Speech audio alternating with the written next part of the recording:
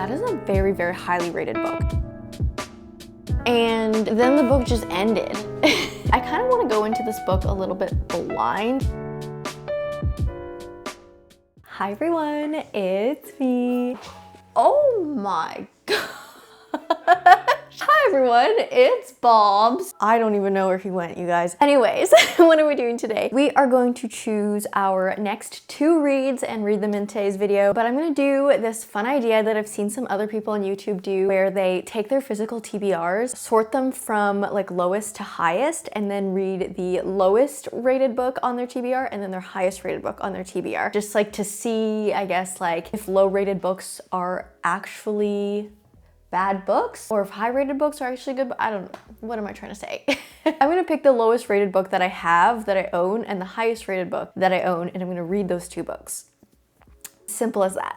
I just purchased a lot more books yesterday. I bought 10 new books for like my birthday shopping book trip. I made a video about that, so go watch it if you haven't yet. I essentially just have like a really big TBR, and I thought this video would be fun to do because I'm just trying to find like fun, creative ways to make my way through my TBR. There's also a lot of books that I'm so excited that I own like to read now. Let's just go over to my bookshelf. First of all, you guys, look at my Jellycat collection.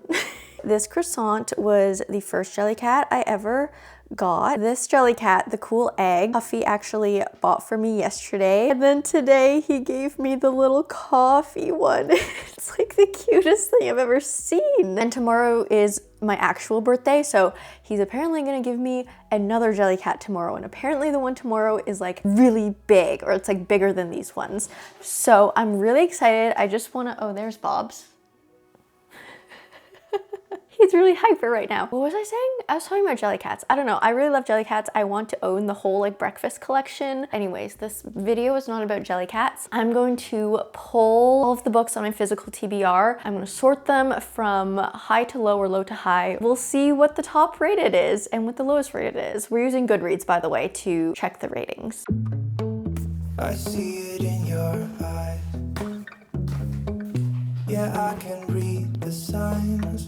Okay, I believe these are all of my physical TBR that I haven't read yet. Oh my gosh, it's falling over. I have these 3 piles here, so let's now sort them into lowest rated to highest rated, and we'll see what prevails. So put your trust in me. We'll work it out, you'll see. If we get in a car and drive someplace far, yeah, we could go for a ride. Oh shoot. This book for some reason was not on my TBR Goodreads list, so now I have this entire pile and I don't know what the river no fits in. What the river knows. Oh my gosh, of course it goes like in the bottom here. Okay, let's disassemble. Disassemble. Goes. You go there. Reassemble. Oh my gosh, it's gonna fall. Maybe I should have put this into 2 piles. Hold on. I don't know if I can like let go of this stack. Like it's just gonna tip. We're just stuck here holding on to it, I think. You guys can come closer though, if I can reach you. Okay, so quickly, just before we see what our top book is and our lowest book is, I just want to take a second to talk about mental health because it's just so important, especially in our busy, busy lives. It can be really easy to forget to take care of your mental health, but it's always, always good to remember to prioritize your well-being so you can then go on to accomplish all these things that you want to do. So I want to talk about the sponsor of today's video, and that is BetterHelp, because they just make taking care of your well-being so much easier to do. BetterHelp is an online therapy service that is so user-friendly and accessible because it lets you choose what form you want to do your therapy in, whether it's video calling, phone calling, or live text messaging. This is just a game changer for all of my fellow introverts out there. It's also super easy to get started. All you have to do is fill out an online questionnaire that asks you about like what challenges you're currently going through, what you're looking for specifically in a therapist, and then you get matched with a therapist usually within 48 hours of taking the questionnaire. After that, you can then schedule your own therapy sessions when you need, whenever is the most convenient for you. So there are over 30,000 therapists in the BetterHelp network, which will give you access to a wider range of expertise versus like if you were just looking for therapists in your local physical area. And then also, if you're really just feeling like you're not vibing with your therapist at all, it's so easy on BetterHelp to just switch to a different therapist at the click of a button, no questions asked, and free of charge. Join over 4 million people who have used BetterHelp to start living a happier and healthier life. You can click the link in my description box below or visit betterhelp.com/JamieFalk. That is better, HELP, to get 10% off your first month of therapy. So thank you to BetterHelp for sponsoring this video. I have used this service multiple times. It has been so helpful to me over the past few years. But now let's go see which books we are reading in this video. Here we are. We have a book stack that is taller than my torso. I feel like most of this makes sense to me in terms of the rating. So if we start at the bottom, looks like the book we are going to read for lowest rated is The Hurricane Wars. Actually, that surprises me because I've heard a lot of good things about this book, and it's only rated 3.69, which is pretty low for like a Goodreads rating. So yeah, that's pretty surprising to me, but that I guess will be our lowest book read. Heart of the Sun Warrior, I'm also surprised at because it's a sequel, and I feel like usually sequels are rated higher just because the people who read sequels already know that they love like the world, the story, and everything. So that's surprising. Moving up a little, I'm surprised that Hellbent is actually like on the lower half of this pile because it was voted the best fantasy of 2023, and it's also a sequel. So I thought this would be higher rated. I think the rest of these make sense to me in terms of where they are on the pile. I'm gonna pick you guys up because I can't move this hand or this pile is gonna fall. Higher up on here, we have Bride, which is a book that just came out. So like, I feel like it's expected that that book is pretty highly rated because not too many people have read it yet, and usually the people who read that book first will be people who like want to read it first specifically. We have both of my Brandon Sanderson books really high up on this list. I actually thought I'd be reading a Brandon Sanderson book in this video, but it looks like it got topped by Kristin Hannah, who is an author that I have never read before, but I recently just purchased 2 of her books. The Nightingale, I think, was her like second most current release, and then The Women just got released this month. So it makes sense that it has such a high rating. But yeah, I thought Brandon Sanderson was gonna be the highest rated in this pile, and he's at the top of the list, but he's been trumped by Kristin Hannah. So the rating of The Women is 4.73. I don't think I've ever read a book that's rated that high. Like maybe Kingdom of Ash comes close, but that is a very, very highly rated book. So I'm gonna disassemble this pile because I'm getting tired of holding it up. But it looks like my reads are going to be The Hurricane Wars by Thea Guanzon, which is like a fantasy, and then The Women by Kristin Hannah. That's so exciting. Okay, so we are going to be starting with The Hurricane Wars by Thea Guanzon. I just thought it would be better to start with the lower rated book first and then move our way to the highest rated book, just to, you know, give the lower rated one a chance. So this is The Hurricane Wars. It is a romance fantasy. I did confirm, I double checked on Goodreads, but something that's confusing to me is that it's tagged as adult, new adult, and YA. So I'm kind of like, what is it? Which of the 3 is it? Because that can make a big difference. But I guess I'll just go into reading it and I'll let you know like how I feel about it, like what I would classify it as. But I read over the synopsis quickly. This is about a girl. So we have our main female character, and she has light magic, and that's a form of magic that is believed to be like lost. It's like a lost form of power, and she's an orphan in this nation that is currently under siege by the Night Emperor. So like the Emperor has dark magic and she has light magic, so she can be seen as like a direct threat to the Emperor if she shows her powers. We then have the son of the Emperor, the heir. He also has the dark magic, and he has been given an assignment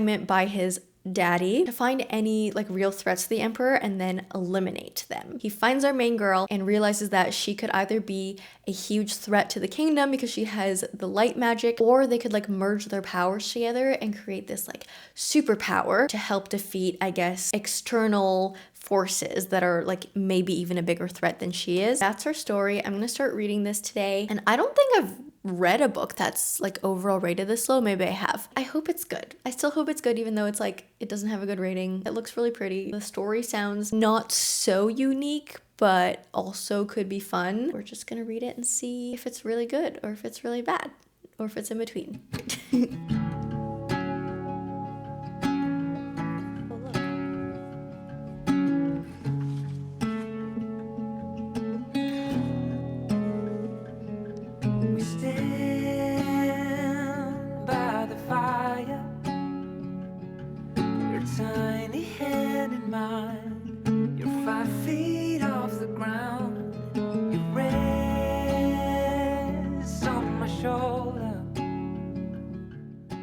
Hey guys, it's the next day. I read, I think close to 100 pages, excuse me. Yeah, I read up to page 96 yesterday. So we're like about at the 100-page mark, just under. At the moment, I don't know, I'm kind of mixed about the Hurricane War so far. We started the book like really in the middle of action, like just immediately battles were happening, and I was just a little confused at the start of the book because things were happening so fast. We were getting all these new terms, whether it was like names or locations or like types of airships and weapons and magic. Like we were just getting all these new words immediately right away, and we were being introduced to all these different characters and these political structures and things that were happening, and we were just quite literally thrown into battle. So it wasn't my favorite way of starting a book. I generally, especially with fantasies, like easing my way into the world. Maybe we just meet our main character at first and we spend like at least a chapter with just her, or maybe her and like a few other people, and we really get to like know them, get the vibe, get the setting, and then all the technical terms come like gradually as you read through the book, not like all at once at the beginning. That was a little jarring to just be like thrown into this world. So to be honest, I was having trouble getting into this book at first. It's starting to get, I think, a little bit more immersive at this point now that I'm at the 100-page mark, but I'm still kind of mixed about it. And I know I'm like not very far in the book, but I was trying to think like as I was reading, like why I wasn't immediately into this world compared to some other fantasy series that I've read that like immediately hooked me in. And I started to think that the characters, like the main characters in this book, don't really have personalities other than what their purpose is for the book. Like they're very surface level. To give a specific example, like this girl, Allison, I think her name is, I don't know anything about her at all. She just seems to be like this warrior orphan who wants to know more about her past, who doesn't really have like a home or a family. And I guess like if I compared her directly to someone who was very similar, like Aelin from the Throne of Glass series, which I love. Aelin is like a very similar type of character, like kind of an orphan-like character, doesn't have a family, a girl who's like really good at fighting her way through things, like a fierce warrior. They're very similar if you look at like surface level things, but the thing that makes Aelin like stand out off the page and like really become a real person versus like just a character is like we learn all these little things about her, just little things like she loves chocolate, music gives her comfort, she can't help but indulge in these like luxurious items like silk and clothing and lavender soap. Little things like that just like make a character stand out a lot more. And my camera's about to die, so I'm not gonna say too much right now, but yeah, I just feel like that's lacking a bit in this book. The characters just feel very like 2D, but we still have more to go. So maybe they will start like jumping off the page a little later on in the book. We're just gonna continue reading. Can she walk in the fire? Can she run in the rain? Can she make it up the mountainside? Can she make it down again? I have often wondered if she'll go and jump the fence. Will she keep on moving onward or stay in what could have been?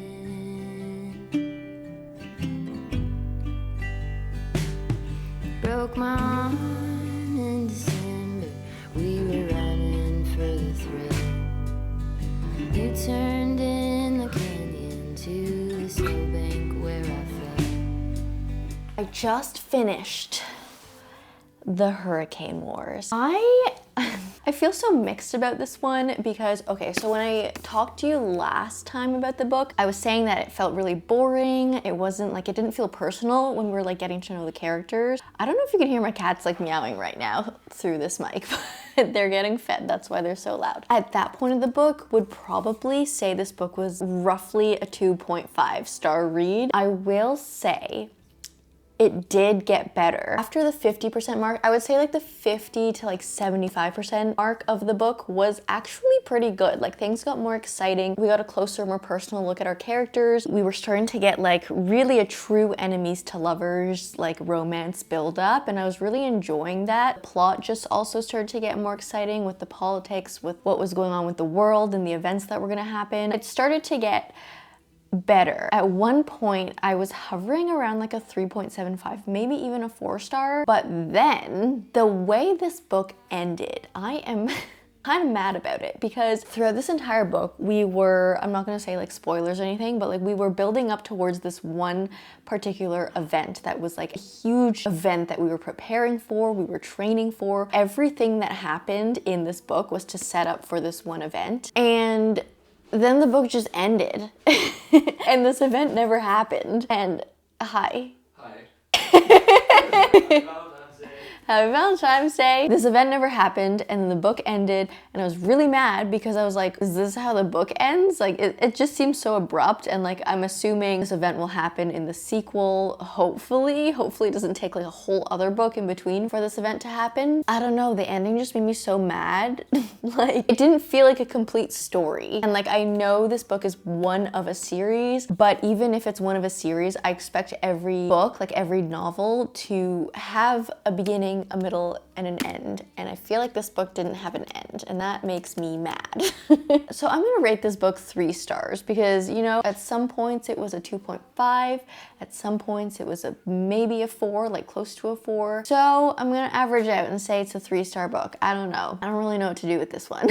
The world's interesting. I feel like it was kind of like slightly more complicated than it needed to be. Certain people had like 5 different names, and like on one hand I understood the point because like we had a bunch of different cultures that were clashing. Like the different cultures would call people different things, but I just thought it was like a little bit of overkill. Like one character in a book should not have 5 names that they're referred to by. It had potential, but it just made me mad. I guess I could see why it has like kind of a lower rating on Goodreads because like I was pretty mad at it at the end of the book. I don't know if I'm gonna continue in the series. If the next book maybe comes out and has better ratings, maybe I will continue, because I did realize that this book is actually Thea Guanzon's. I don't know, I flipped to the picture of her, but this is her first book ever. This is her debut novel. So I'm hoping like maybe in the second book, things will improve. Like certain things I was mad at would improve. That's a weird one for me. Anyways, come over here with me. You're on the rocking chair. Again, and I'm sitting on this, you can see my butt in the mirror, but I'm sitting on this little cushion. We are going to move on to our next read, which was the highest rated book on my TBR, and that is, bless you, The Woman by Kristin. This book had like a 4.73, was it, rating on Goodreads? So I'm excited to read this book. It is a historical fiction, so it's a bit of a change of pace. I forget what it's about. I knew at one point, but now I forget. We are set in Vietnam. That's the war that we are set in, and we're telling the story about like the women who were there. I kind of want to go into this book a little bit blind. I'll maybe give you like a plot synopsis at the end when I'm done the book, but yeah, I kind of just want to like get into it, go into it blind. I know this is a very highly rated book. I'm expecting some great things. I'm just gonna start reading it without knowing much about it, which is sometimes the best way to do things. I'm at a moment.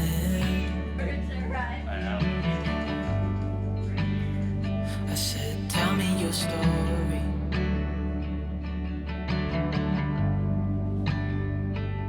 He took out a notepad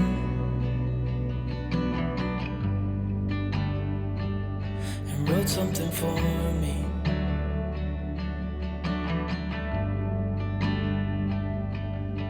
Then he kept walking on down the road, and I watched him disappear like smoke.